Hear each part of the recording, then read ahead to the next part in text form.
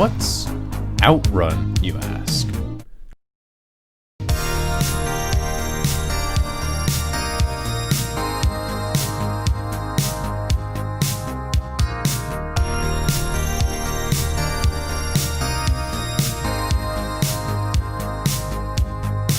By now you have probably heard of synth.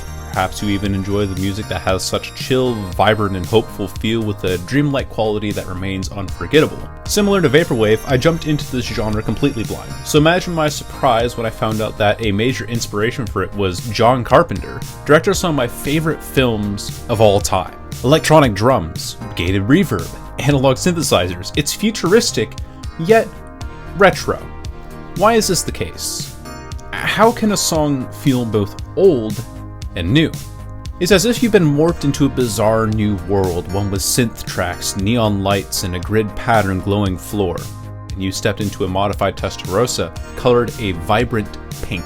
You sit in the driver's seat and look in front of you with the grid highway leading up to a cyberpunk city.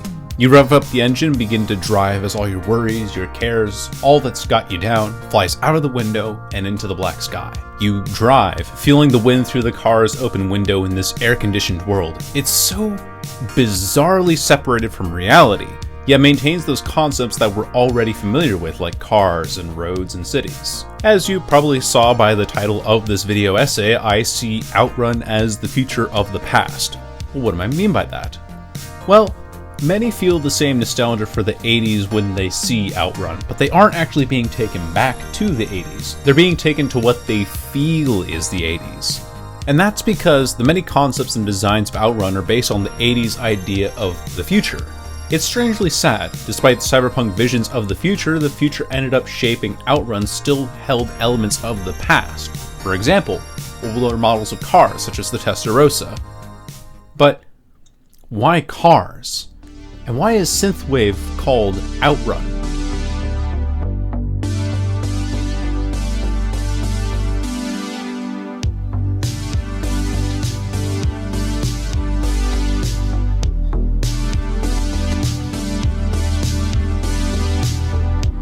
You see, the 80s was a time full of optimism, dreams of the future, filled with vibrance, excitedness, and excess of, well, everything.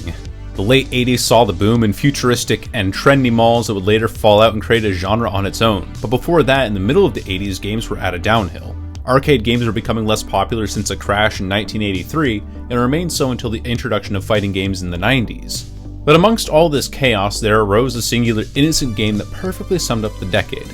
This game was called Outrun. Released by Sega to arcades in 1986, this innocent carefree racer was designed by Yu Suzuki after a scouting trip to Europe. He left Europe with the idea for his racer and the car that would define a generation of arcade players, the Ferrari Testarossa. Something that separated Outrun from other racing games of its day would be a complete lack of human competition. There was no split-screen multiplayer, no racing against others players. It was just you and the road, speeding across the road, feeling free and open in a place that was both lawless and controlled. Just reach the end as fast as you can. Don't worry, you're not going to be overtaken by anyone.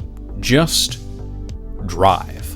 And what this game makes you feel is a part of what makes the synthwave experience so effective. It's the sense of freedom that it provides. Sure, there are various colorful environments and plenty of traffic and signs to pass by, but never once are you in an actual city.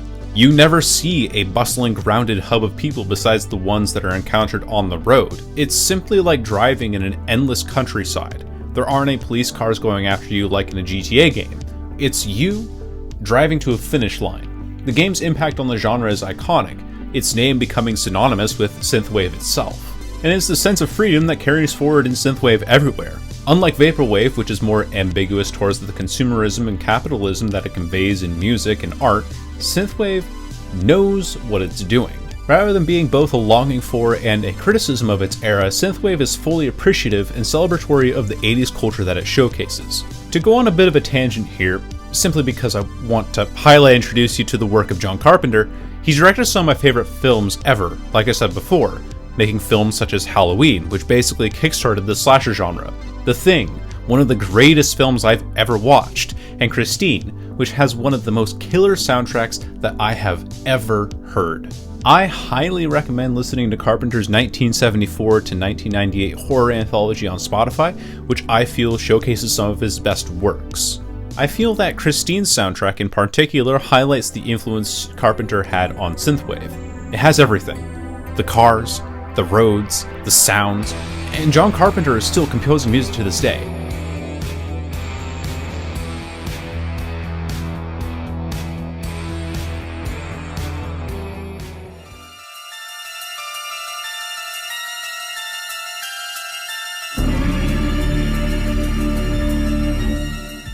Now, back to the actual music. Why does synthwave have such an incredible appeal to us when we listen to it? Well, once again, we'll have to travel back in time to our current outlook of the 80s, and then it becomes pretty obvious. Well, there's no other way to say it. It's badass. It's vibrant, colorful, saturated in every corner, filled with action, insanity, chaos, and sweat. Just take a look at the films released at the time. You have Terminator, The Thing, Predator, Tron, Aliens, Friday the 13th, Christine, Die Hard, The Evil Dead, the list goes on. While the association might be more along the lines of rock and roll, you have to remember that the times we were living in, sure, they had high hopes for the future.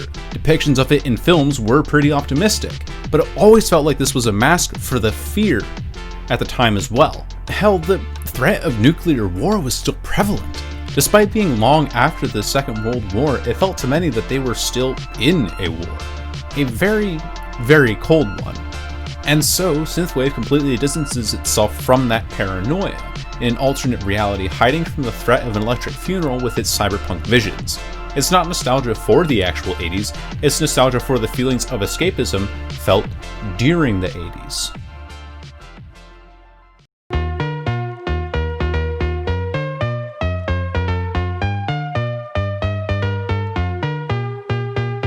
Saudade. This unique word originating from Portuguese is a word for a sad state of intense longing for someone or something that is absent. And that, I feel, is what defines the feeling of nostalgia that synthwave provides. Similar to vaporwave, it's longing for something that one never got to experience. Synthwave makes heavy use of retrofuturism, which you may have seen in other genres, especially steampunk.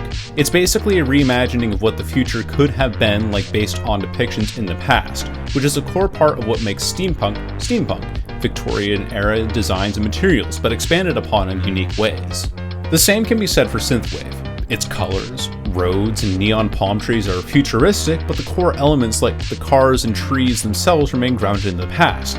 Again, the Testarossa comes to mind as an example. It's taking what once was and slapping what could have been.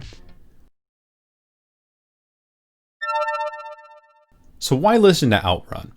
What's the deal? Why should I bring my attention to this small genre based so heavily in the past? Well, because the feelings still apply.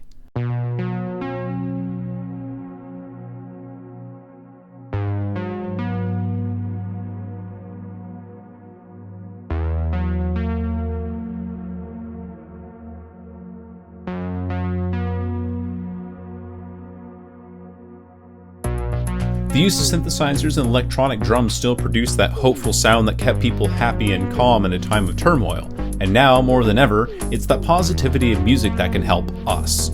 Its vivid fantasy worlds that still hold that dreamy appeal to us act as a form of escapism in uncertain times.